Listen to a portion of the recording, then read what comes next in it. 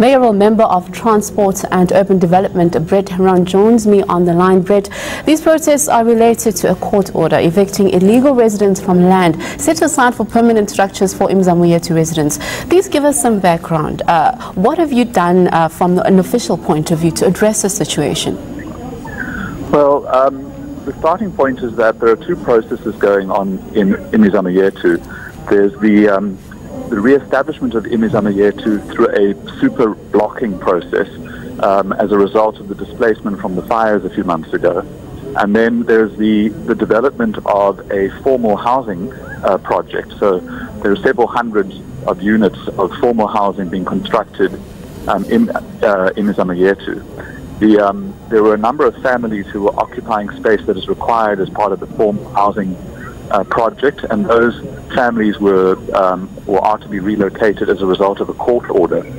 That court order required us to put the families in a position when we relocated them that they are in currently, so in other words, in similar circumstances.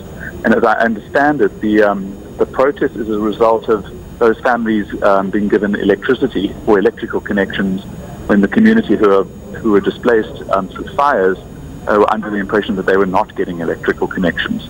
The process or the project to re-establish eNCA through the super blocking will provide basic services, including electrical connections. Now, Brett, you can hear the frustration from the community representatives, basically feeling that a small section of those 15 to 20 people are being prioritized over the larger group. Has there been any means to communicate what the city's plans are in order to try and quell and diffuse some of the tensions in the area? So we meet with the community regularly. This was discussed with the community leadership on Thursday evening in a regular meeting. So there is ongoing communication, and at this point it's hard for me to understand what prompted this reaction, given that there has been communication around this issue, including the court order that we received and what the conditions of that court order that were imposed on us were included. So there is ongoing community engagement.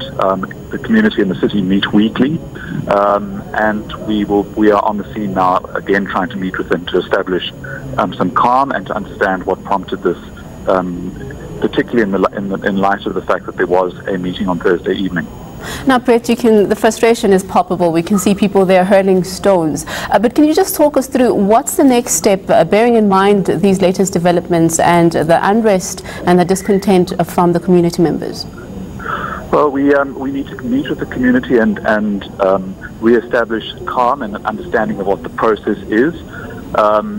The community that was displaced by fire through the fires are being rehoused back on the eNCA site as part of this super blocking process, and parallel to that is a formal housing development which will be rolled out in 3 phases. We're currently busy with the first phase, and the beneficiaries of that housing project are the people who live in eNCA. And so we're addressing both the long-term security of tenure for that community through the formal housing project, and we're rehousing the people that were displaced through fires through this super blocking process. What we need right now is to re-establish calm and to get everybody back on board with the project that we have been engaging with them about for a long time.